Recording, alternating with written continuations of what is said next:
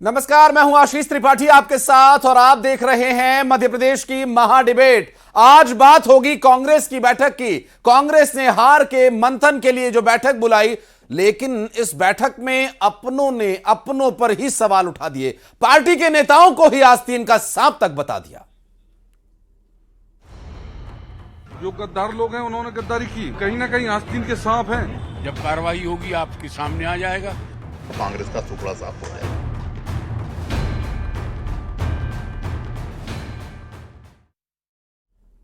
और भोपाल स्थित कांग्रेस दफ्तर में कांग्रेस की बैठक हुई, लेकिन इस बैठक में विधानसभा चुनाव की हार के बाद नाराज नेताओं का गुस्सा आखिर फूट पड़ा। हार के बाद मन भरा हुआ, जहर बाहर निकल आया। कांग्रेस नेताओं ने पार्टी के ही बड़े नेताओं की भूमिका पर सवाल उठा दिए।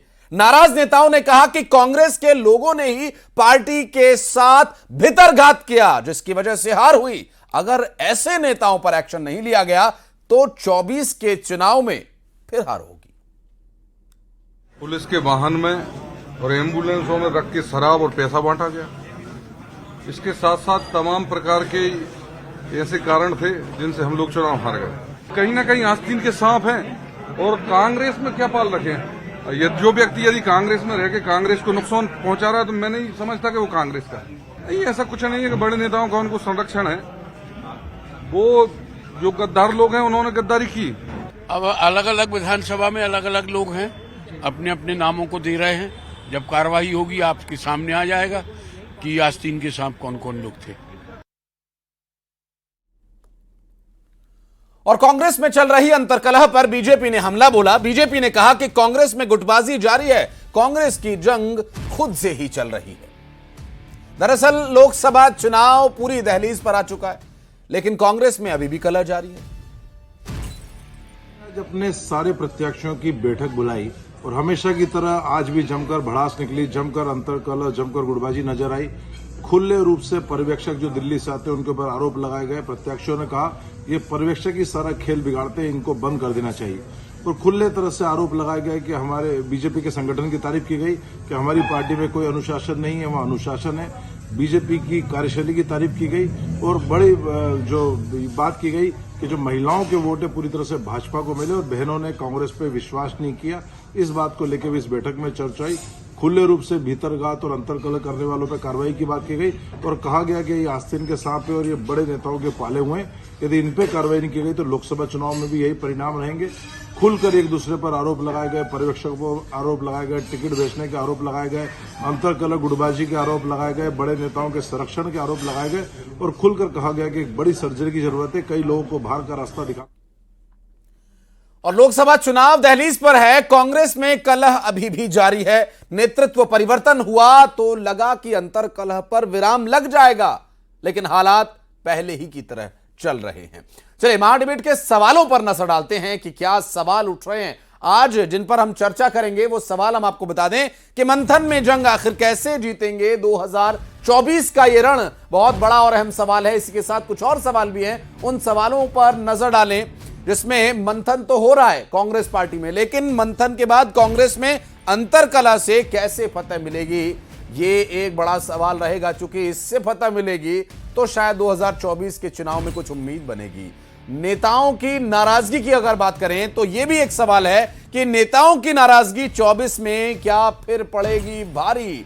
चर्चा की शुरुआत करेंगे इन्हीं 3 सवालों के इर्द गिर्द आज की हमारी चर्चा रहेगी। और मध्य प्रदेश में जिस तरह से इस वक्त कांग्रेस पार्टी और खास करके जीतू पटवारी के सामने जो एक चुनौती बनी हुई है, उस चुनौती से कैसे पार पाना है। ये जो मंथन हो रहा है, इस मंथन में अमृत की जगह ये विष ही निकल रहा है, आखिर ऐसा क्यों हो रहा है। और अगर विष निकल रहा है तो अब यहां कौन ऐसा होगा जो इस विष को पी जाए, कहीं ये नुकसान ना पहुंचा दे कांग्रेस पार्टी को 2024 के चुनाव में। जैसा कि 2023 के विधानसभा चुनाव में हमने देखा कांग्रेस पार्टी को एक बड़ा नुकसान हुआ। वजह जो अब तक निकलकर सामने आई है वो यही वजह है कि अपनों की वजह से, और अब कोई सांप आस्तीन का है तो कोई कांग्रेस पार्टी का भितरघातिया है। तो ये सारी जो स्थितियां हैं इस पर हम चर्चा करेंगे। हमारे साथ खास मेहमानों का एक पैनल मौजूद है, हम बात करेंगे। हमारे साथ डॉक्टर दुर्गेश केसवानी जी है, भारतीय जनता पार्टी के प्रवक्ता हैं। सर बहुत स्वागत है आपका। हमारे साथ रविंद्र तोमर, पूर्व विधायक कांग्रेस पार्टी के। बहुत बहुत स्वागत है आपका। चर्चा करेंगे आपसे, कांग्रेस पार्टी की तरफ से आप पक्ष रखेंगे। और सरमन नगले, अब वरिष्ठ पत्रकार, हमारे साथ जुड़ेंगे इस कार्यक्रम में। Doctor R K. शुक्ला, राजनीतिक विश्लेषक, हमारे साथ मौजूद हैं। स्वागत है सर आपका भी। शेखर चौधरी साहब हैं, कांग्रेस के पूर्व नेता हैं। नाराजगी इनमें भी कुछ है, इस बात को लेकर उनसे भी चर्चा करेंगे। लेकिन पहला सवाल, जो कि कांग्रेस पार्टी का ये मामला है, रविंद्र जी आपसे मेरा रहेगा। ये इतना मंथन हो रहा है सर, अमृत तो निकल नहीं रहा है, खाली विष निकल रहा है। ये विष पार्टी के लिए काफी घातक साबित हो सकता है।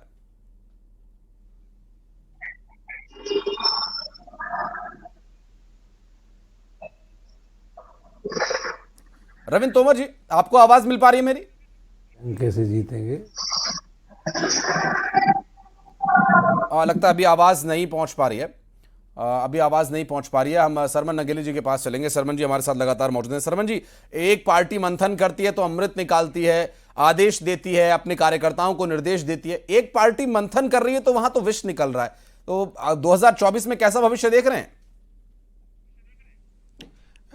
देखिए, मध्य प्रदेश के संदर्भ में यदि आप बात करें, कांग्रेस पार्टी की जो आज बैठक हुई थी उसके संदर्भ में बात करें तो मध्य प्रदेश में कांग्रेस को कोई बहुत अच्छी संभावना जैसी नहीं दिख रही है। क्योंकि इस समय तो आपकी टिकट जो है ना, एक इंटरनल तरीके से अनाउंस हो जाना चाहिए था, जिस तरह से बीजेपी में काम होता है और हुआ है। वहाँ पर तो कैंपेन चालू हो गई और अभी आपकी बात तो सिर्फ जो है गुटबाजी को लेकर और आस्तीन के सांप को लेकर हो रही है।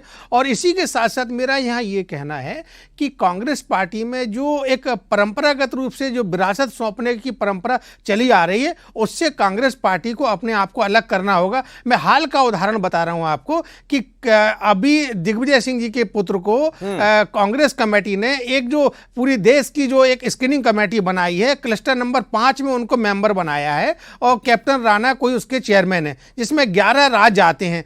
तो अब दिग्विजय सिंह जी ने तो अपने को बेटे को सेट कर दिया है। अब बाकी जो मध्य प्रदेश के नेता हैं वो अपनी तरह से मध्य प्रदेश में अपना कामकाज करते रहे, वो तो देशव्यापी नेता बन जाएंगे। एक दूसरा मेरा यहाँ ये कहना है कि रणदीप सिंह सुरजेवाला जब मध्य प्रदेश आए थे तो मध्य प्रदेश की कमान वो अपने पास रखते ना। वो उन्होंने तुरंत जैसे चुनाव हारे और फिर से कर्नाटक चले गए वो, क्योंकि कर्नाटक में आपकी सरकार है, वहां आपको रूल करना है, वहां आपको मजे करना है। तो मध्य प्रदेश के जो लोग हैं, जैसे कि जो चर्चाएं आ रही थी कि यहाँ की प्रभारी और तमाम सारी चीजें, तो ये कहीं ना कहीं सच्चाई है, तभी ऐसी बातें निकल कर आई है। सुरजेवाला जी 3 महीने के लिए आए और 3 महीने बाद चले गए। वो तो सिर्फ एक तरह से पर्यटन करने आए। और इसमें भी मेरी व्यक्तिगत जानकारी है कि वो 3 महीने में जो भी 3-4 महीने रहे, सितंबर में आए थे, वो ज्यादा से ज्यादा वो भोपाल 15-20 दिन रहे होंगे। अब 15-20 दिन में किसी राज्य का चुनाव कैसे निकालेंगे? भारतीय जनता पार्टी में देखिए, यादव जी और अश्विनी वैष्णव जी पूरा यहीं डेरा डाले रहे। वो लगातार चुनाव आयोग में शिकायत करने स्वयं जाते रहे। एक सेंट्रल मिनिस्टर चुनाव आयोग में शिकायत करने जा रहा है। चुनाव आयोग का जो मध्य प्रदेश का मुख्य निर्वाचन पदाधिकारी है, वो यदि उनका अपन आकलन करें तो वो रैंक में उनसे बहुत छोटा है, लेकिन फिर भी वो उनके पास शिकायतें लेकर जाते हैं। वो सिर्फ इसलिए कि कार्यकर्ताओं में उत्साह बना रहे, कार्यकर्ता हमारे जो है ना हो, और हमको चुनाव जीतना, उत्साह बने रहना चाहिए। जब मन की भड़ास नहीं निकलेगी तो फिर कैसे उत्साह बना रहेगा? रविंद्र तोमर जी हमारे साथ कांग्रेस पार्टी से पक्ष रखने के लिए जुड़ गए, उनसे बात करेंगे। रविंद्र जी, ये जो स्थिति बन रही है, कांग्रेस पार्टी के नेताओं की नाराजगी खत्म नहीं हो, ठीक है हार गए चुनाव, कोई बात नहीं, अगले चुनाव की तरफ बढ़िए, ये नाराजगी क्यों खत्म नहीं हो रही है? ये आस्तीन के सांप, ये भितर घाती है, ये आपकी पार्टी के ही नेता, ये मसला हल क्यों नहीं हो पा रहा है?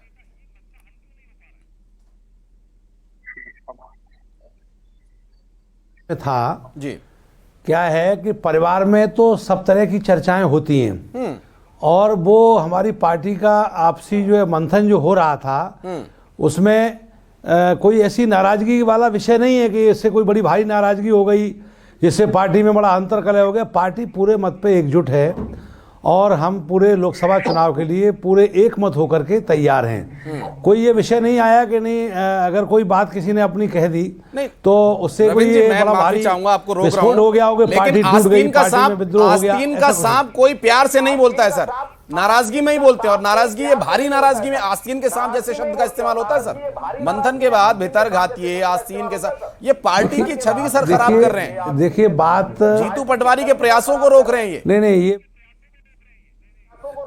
इसका मैं खंडन कर रहा हूं। जीतू पटवारी जी के साथ पूरी पार्टी एकजुट खड़ी है, कोई विषय नहीं है। मैं आपको बिल्कुल सही जानकारी दे रहा हूं। चुनाव तो मैं भी लड़ा हूं, तो चुनाव हार और जीत दो ही होते हैं। जनता जिसको मैंडेट दिया है, हम लोगों ने शहर स्वीकार किया उसको।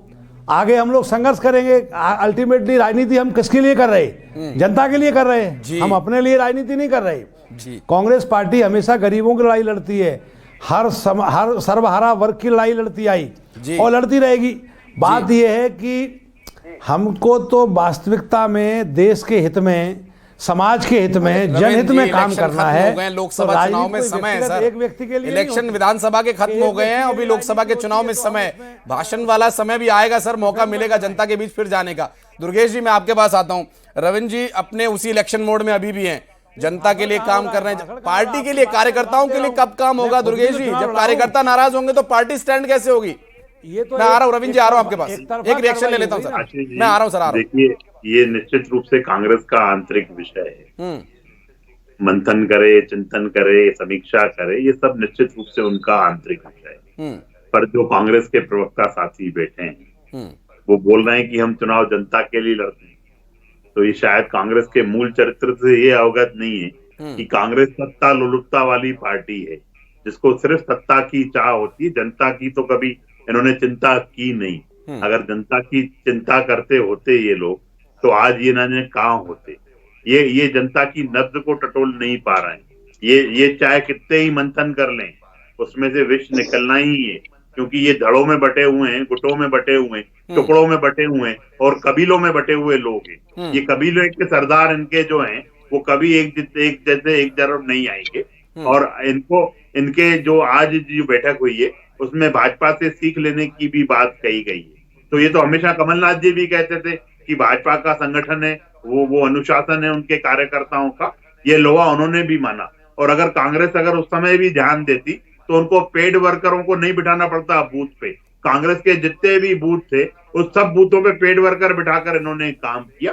इसके बनिस्बत हमारे जो प्रदेश के मुखिया हैं माननीय वीडी शर्मा जी, उनके नेतृत्व में प्रत्येक 64,523 बूथों पर हमारे कार्यकर्ता तैनात थे। आज जो ये प्रचंड जीत मिली है, मैं उन सभी बूथ अध्यक्षों को, हम अपने भारतीय जनता पार्टी के देवतुल्य कार्यकर्ताओं को और माननीय मोदी जी के मूल मंत्र को मैं उसकी वो देता हूँ, उसकी वजह से जनता ने। शुक्ला जी हमारे साथ मौजूद है, राजनीतिक विश्लेषक है।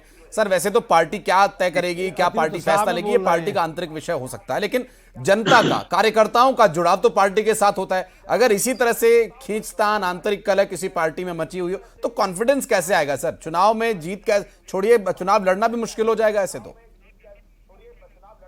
देखिए, राजनीति में कोई भी पार्टी की जब यदि करारी हार होती है तो आम कार्यकर्ताओं में और नेताओं में थोड़ी बहुत निराशा के भाव तो आते हैं। क्योंकि कांग्रेस में हार के साथ ही साथ अभी प्रदेश नेतृत्व भी ना बदला गया है, तो उसका थोड़ा सा असर अभी कुछ दिन दिखाई देगा। लेकिन क्योंकि कांग्रेस पार्टी के साथ में आज भी प्रदेश का 40 से 41% मतदाता या जनमानस उनके साथ जुड़ा हुआ है। कांग्रेस पार्टी को चाहिए कि वो सिर्फ बीजेपी की बुराई ना करती रहे, वो अपना एजेंडा लेके जनता के पास जाए। जनता का समर्थन 40% के आसपास आज भी उनके साथ है। आवश्यकता है अच्छे उम्मीदवारों की, और सरकार के जो अच्छे कार्य हैं उनकी आप प्रशंसा करें। और जहां सरकार, कांग्रेस पार्टी के पास अच्छे कार्यकर्ताओं की कमी थोड़ी है। रविंद्र जी हमारे साथ बैठे हुए हैं, एक जुझारू नेता है, जमीन के नेता है, लेकिन देखिए कुछ ऐसे ही कार्यकर्ताओं और ऐसे ही जो बड़े नेता जिन्होंने शह दी हुई है, जैसा कि कांग्रेस पार्टी के कई नेताओं ने मीडिया में बयान भी दिया, उनकी वजह से ऐसे कार्यकर्ताओं, रविंद्र जी जैसे कार्यकर्ताओं को भी दर्द झेलना पड़ता है। चुनाव में हार हो जाती है, चलिए ठीक है, हार जीत लगी रहती है। शेखर चौधरी जैसे हमारे साथ नेता बैठे हुए हैं। शेखर जी, कांग्रेस पार्टी के नेता जो अपनी आंतरिक भड़ास निकालना सर पार्टी के लिए बड़ी खतरनाक है, लेकिन कार्यकर्ता जाए तो जाए कहां? ये मुझसे शेखर चौधरी जी, शेखर चौधरी जी आपसे ही सवाल है सर। कार्यकर्ता की अगर बात नहीं सुनी जाएगी तो वो जाएगा कहां सर? देखिए, ऐसा है, कार्यकर्ता के मन में जो बात होती है वो अपने पार्टी के मुखिया से अगर नहीं कहेगा तो किससे कहेगा? तो हर कार्यकर्ता अपनी बात अपने नेता तक पहुंचाता है, नेता उनकी बात सुनते भी हैं। लेकिन कभी कभी क्या होता है, नेता कहीं किसी और के दबाव में आ जाते हैं, जिसके कारण ये दर्द से झेलना पड़ता है। जैसा कि हमारे केशवानी जी बोल रहे थे कि मंथन कर लें, चिंतन कर लें। चिंतन और मंथन और मथने के बाद ही जब विष निकला तो विष के बाद भी जहर जब निकला तो उसके बाद अमृत भी निकला था। तो स्वाभाविक है कि विष तो जब कांग्रेस का जो विष था, जब जो लोगों के मन में विष भरा हुआ था वो निकल गया। अब जो आएगा वो अमृत के रूप में कांग्रेस के पास में आएगा। कांग्रेस का कार्यकर्ता कहीं से हताश नहीं है, कांग्रेस कहीं से निराश नहीं है। कांग्रेस को अपने कार्यक्रम लोगों के, अपने कार्यकर्ताओं के माध्यम से हर पोलिंग बूथ पे लेके जाना पड़ेगा। जो आगे की ओर की रणनीति है वो हमें आज से ही बतानी पड़ेगी, मैं ये कहना चाहता हूँ। चलिए, अच्छी बात है सर, अगर आपको कॉन्फिडेंस है। रविंद्र जी के पास मैं वापस जाऊंगा। रविंद्र जी, जिस तरह से शेखर भाई भी बोल रहे हैं, जिस तरह से आर.के. शुक्ला जी भी बोल रहे हैं, और अभी केसरवानी जी भी कह रहे थे इस बारे में कि मंथन ठीक है, पार्टी को करना ही चाहिए। मीडिया के सामने आकर अगर कोई कार्यकर्ता बोल रहा है तो इसका मतलब बड़े नेता मौका नहीं दे रहे उन्हें बोलने का। नेताओं को छोटे कार्यकर्ता के रूप में आते हैं, उनको समय पर्याप्त देना चाहिए। ये थोड़े दिनों के लिए जो पर्यवेक्षक आते हैं ना, वो कार्यकर्ताओं से मिल पाते हैं, ना नेताओं से मिल पाते हैं। हम अगर अपने नेता से जुड़े हैं तो हम अपने नेता के माध्यम से उस पर्यवेक्षक से भी नहीं मिल पाते हैं। तो ऐसे जैसे कि दूसरी पार्टी के पर्यवेक्षक पूरे समय रहते हैं, उनको पर्याप्त समय अपने क्षेत्र के लोगों से बात हो रही थी मेरी। रविंद्र जी, आपकी आवाज नहीं मिल पा रही है। रविंद्र जी, मुझे आप सुन पा रहे हैं? तो कह रहा हूं कि जरा हमें बोलने तो दीजिए। जी जी, मैं आप ही से सवाल था सर मेरा। मैं आपको सुन रहा हूं, बड़े अच्छी से आवाज आ रही है। जी सर, बताएं। मैं सिर्फ ये कह रहा था आपसे, जी सर, कि दुर्गेश जी ने एक बात कही कि कांग्रेस पार्टी सत्ता लोलुप पार्टी है। दूसरी बात उन्होंने एक और कही कि कबीलों में बटी हुई पार्टी है। तो मैं ये पूछ रहा हूं कि अभी जब बाई इलेक्शन हुआ मध्य प्रदेश में 3.5 साल पहले, तो 35 करोड़ रुपए में विधायक किसने खरीदे? जरा जवाब देंगे इसका। सत्ता लोलुप कौन है, भारतीय जनता पार्टी है या कांग्रेस? बिल्कुल दूंगा आपको, आप निश्चिंत रहो। किसने विधायक खरीदे? सत्ता तो कांग्रेस की थी, और कांग्रेस की सत्ता को धनबल के आधार पर गिरा करके। मैं आपका जवाब दे रहा हूं आपकी बात का श्रीमान। जी जी, मैं आपका। दूसरी बात, आपने कहा कबीलों में बटी हुई पार्टी है। मैं आपसे ये कह रहा हूं कि जो लोग प्रजातंत्र में अपने आप को भगवान समझने लगते, चाहे वो दल हो चाहे वो व्यक्ति हो, उसको जनता कभी माफ नहीं करती। आपका ये घमंड निश्चित टूटेगा, समय लगेगा, जनता भी इस बात को जानती है। आपके सामने जो चुनौतियां, उन पे आप बात ही नहीं करते। आप सिर्फ जनता का ध्यान भटकाने की जो कोशिश कर रहे हो, ये लंबे समय नहीं चलेगा। आप कहीं न कहीं भ्रमित कर रहे हो लोगों को। आप बेरोजगारी पे कभी चर्चा नहीं करते, आप भ्रष्टाचारी की कभी चर्चा नहीं करते, जबकि कितने घोटाले मध्य प्रदेश में निकले। क्या किसी पे संज्ञान लिया गया? अगर किसी दूसरे दल का कोई व्यक्ति जरा सी कहीं गलती में पकड़ा गया तो ईडी पहुंच जाएगी, सीबीआई पहुंच जाएगी। ये क्या तानाशाही रवैया नहीं है आपका? आज मैं आपसे पूछ रहा हूँ, चुनाव में किसानों की हालत के बद से बदतर हो गई। चुनाव में सर ऐसा क्यों होता है? मैं चुनाव में, मैं आपको बता दूं, शायद मोबाइल में या मेरी बात समझ, मेरी बात समझ, तो आप थोड़ी सी जो परेशानी होगी, मेरी बात समझने की कोशिश करिए। केसरवानी जी से एक जवाब ले लेता हूं इस पर। जनता का मन है, देखिए आशीष जी, मैंडेट जनता देती है, जनता का मैंडेट हर एक को स्वीकार होना चाहिए, इसमें बुराई क्या है? बिल्कुल बिल्कुल सर, अगर जनता ने भारतीय जनता पार्टी को मैंडेट दिया तो उसमें स्वीकार करने में दिक्कत नहीं। आपके पास कोई ऑडियो चल रहा है, वो शायद मोबाइल में या टीवी पर है, उसे प्लीज बंद कर दीजिए। केवल ये पूछ रहा हूँ कि जो 6 गारंटी मोदी जी की जो 6 गारंटी थी मध्य प्रदेश में, या पढ़ करके बताऊं या वैसे ही जवाब मिल जाएगा? क्या वो 6 गारंटी का काम शुरू हो गया क्या? नहीं साथ पाओगे, इसलिए यहाँ पे बैठ के वो काम कर रहे, डिबेट ऐसे नहीं होती है। एक आप 6 गारंटी जो मोदी जी ने दी है उनको बताइए ना, वो कब लागू होगी? मैं इनकी बात का जवाब देना चाहूंगा। कोहनी पर टिके हुए लोग, टुकड़ों पर बिके हुए लोग करते हैं बरगद की बातें, ये गमले में उगे हुए लोग। आज इनके नाम के आगे पूर्व विधायक इसलिए लिख दिया कि ये जनता से कभी कनेक्ट नहीं हो पाए। जनता के दुख में, दर्द में, तकलीफ में, कष्ट में खड़ा होना पड़ता है, तब जाके जनता आशीर्वाद देती है। टुकड़ों में बिके हुए लोग जो आप भाषा बोल रहे हैं, ये भाषा बहुत घमंड भरी भाषा है आपकी।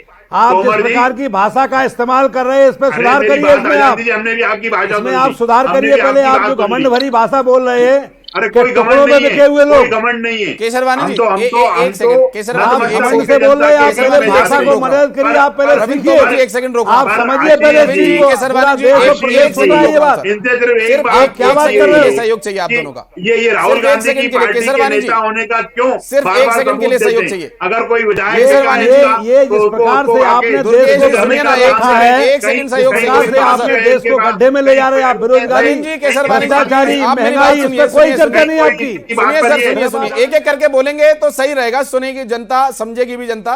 अभी चुनाव आ रहा है। केसरवानी जी सुनिए, केसरवानी जी रुकिए रुकिए रुकिए। रविंद्र जी, आपके पास एक ऑडियो शायद टीवी में चल रहा है या मोबाइल में, प्लीज उसे आप म्यूट कर लें तो अच्छा रहेगा, ऑडियो में डिस्टर्बेंस आ रहा है प्लीज। रविंद्र तोमर जी, रिक्वेस्ट है सर आपसे जी, आपके पास कोई ऑडियो शायद फोन में निवेदन चल है रहा है या आपसे फिर कि पहले टीवी में भाषा कहीं को से ऑडियो मदद आ रहा है? करिए।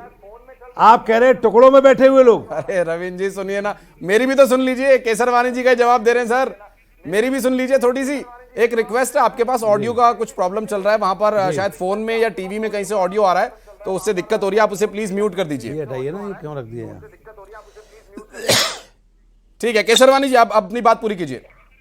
देखिए, मुझे लगता है कि जिस आडंबर से ये पूर्व रविंद्र जी जो पूर्व विधायक इनके नाम के पीछे लिख गया ना, ये जनता के बीच नहीं जा पाए होंगे, इसीलिए जनता ने इनको नकार दिया। अब ये पूर्व विधायक लिखते हुए दिख रहे हैं। रही बात शेखर जी की, जो बात कर रहे थे शेखर जी, मुझे लगता है कि कांग्रेस को आत्ममंथन के दौर से गुजरना चाहिए, समीक्षा करनी चाहिए। 2018 में हम भी हारे थे चुनाव को, हमने भी उस वक्त हम समीक्षा की, और आज देखिए जो परिणाम आए, एक लैंडस्लाइड विक्ट्री की ओर हम अग्रसर हुए, हम लैंडस्लाइड विक्ट्री की ओर हम आगे बढ़े। तो जब आप मंथन और चिंतन करते हैं, समीक्षा करते हैं, तो उसका रिजल्ट आता है। पर आप तो खुद विष से भरे हुए हैं, विष से भी भरे हुए लोग हैं, विष निकलना है उसमें। जब आपसी रजामंदी नहीं है, आपसी लड़ाई है, कबीलों में आप बटे हुए हो, टुकड़ों में आप बटे हुए हो, तो इस तरह के विषय निकलना है, अमृत नहीं निकलना है उसमें से। आप बिल्कुल भी जवाब शेखर चौधरी कुछ कहना चाह रहे हैं तो आम एक रिएक्शन शेखर चौधरी का बबूल है। मैं ये कहना चाह रहा हूँ, केसवानी जी जो बोल रहे हैं, आज आप लाडली बहना को बंद करके लोकसभा का चुनाव करा लीजिए, जब आपको पानी का पानी समझ में आ जाएगा। अगर की सलाह की जरूरत है, ना कोई सर्टिफिकेट की जरूरत है, हमें आपकी ना कोई सलाह की जरूरत है। हम चुनाव अपने कार्यकर्ताओं के बल पर, माननीय मोदी जी के मूल मंत्र पर, उस पर चुनाव लड़ने का काम करते हैं। आपके कहने पर समझ में नहीं आएगा ऐसे आप क्या बोल रहे हैं सर। सुनिए ना, सुनिए शेखर चौधरी जी, बात पूरी कीजिए। मैं ये बोल रहा हूँ, अगर आज आप लाडली बहना को 2 महीने पहले आपने लागू किया, अगर लाडली बहना को अलग करके चुनाव कराते तो परिणाम आपके सामने होता। अगर आज भी अगर लोकसभा का चुनाव सामने है, तो उस लोकसभा के चुनाव से पहले लाडली बहना अगर बंद कर दिया है तो इनके चुनाव मुझे एक चीज मुझे समझनी है कि कांग्रेस पार्टी को चुनाव में क्या हो जाता है, इतने अच्छे मुद्दे वहां क्यों नहीं उठाते? ये डिबेट्स में मुद्दे उठाते हैं, चुनाव में क्या हो जाता है? मैं रविंद्र जी, अब चूंकि समय थोड़ा कम है, रविंद्र जी आपसे ये आखिरी और फाइनल कंक्लूडिंग क्वेश्चन रहेगा सर। 2024 का लोकसभा का चुनाव क्या ऐसे ही लड़ा जाएगा कि कार्यकर्ता नाराज हैं और नेतृत्व जिसने संभाला है वो कह रहा है कि कोई गुटबाजी नहीं है, जो था वो था, अब आगे नहीं होगा? ये क्या 2024 के लिए कार्यकर्ताओं को यही संदेश है कि गुटबाजी, आंतरिक कलह, ये सब झेल करके उन्हें 2024 का चुनाव लड़ना है? मैंने आपसे, मैं आदरणीय, मेरी बात को बहुत आप सुनिए तो। जी सर। गुटबाजी ये केवल, मैं समझता हूं भारतीय जनता पार्टी के पास कांग्रेस का रोना रोने के अलावा कोई काम ही नहीं दूसरा। मैं समझता हूं ये अपनी उपलब्धि तो कुछ बताना नहीं चाहते, केवल रोना कांग्रेस का रोते। अरे तुम, आपको मैं अभी 2 करोड़ मतदाताओं ने वोट किया है भारतीय जनता पार्टी को, और 1 करोड़ 72 लाख मतदाताओं ने कांग्रेस को वोट किया। तो 1 करोड़ मतदाता, क्या उनका कोई मान सम्मान नहीं है? ये भारतीय जनता पार्टी के लोग इतना अति उत्साह में कहीं कौरों पे बिकने, टुकड़ों में बिकने वाले 1 करोड़ इस तरह की बातें जो करते हैं, सम्मान में तो 1 करोड़ 72 लाख जो मतदाता मध्य प्रदेश में कांग्रेस को मत किया है, कांग्रेस को वोट दिया है, कि आस्तीन के साथ या अदर पार्टी को वोट दिया है, तो क्या वो मतदाता इस प्रदेश का निवासी नहीं है? जिसका आप अपमान कर रहे हैं टीवी बैठ के, सवाल है सर, जिसका आप अपमान कर रहे हैं, भारतीय जनता पार्टी अपमान कर रही है उसका, उन मतदाताओं का। जी उसी निवासी के लिए सवाल है, उन्हीं मतदाताओं के लिए सवाल है। तुम आपका सम्मान कर गुरगेश जी ने तो पहले कह दिया कि ये तो पार्टी का आंतरिक विषय हो सकता है, ठीक है, मंथन करें, वो राजनीतिक मजबूरियां होती हैं, निशाना साधना है विपक्षी दल पर। 3000 रुपया लाडली बहना को कब से मिलेगा? 27 रुपया धान की खरीद का कब लागू होगा? 3000 रुपया में सरकार गठन हो गया, मुझे लगता है इसका जवाब मिल जाएगा आगे आने वाले समय में, लेकिन अभी समय इजाजत नहीं दे रहा है, थोड़ी सी समय की कमी है, माफी चाहूंगा। बहुत बहुत शुक्रिया आप सभी का हमारे साथ जुड़ने के लिए। दुर्गेश जी, रविंद्र जी, आप सभी का बहुत बहुत शुक्रिया हमारे साथ जुड़ने के लिए। सरमन जी हमारे साथ जुड़े, बहुत बहुत शुक्रिया। शुक्ला जी हमारे साथ जुड़े हुए थे, बहुत बहुत शुक्रिया। शेखर जी आपका हमारे साथ जुड़ने के लिए, इस जानकारी पर, बातचीत पर चर्चा करने के लिए। चूंकि एक विषय ऐसा है कि चुनाव 2024 का कांग्रेस पार्टी को लड़ना है, अगर जीतना है तो ये विषय उन्हें निपटाने होंगे समय से, कि जो जहर निकल रहा है उस जहर का पहले इंतजाम करें। यहां रुकने एक छोटे से ब्रेक के लिए, खबरों का सिलसिला आगे भी जारी।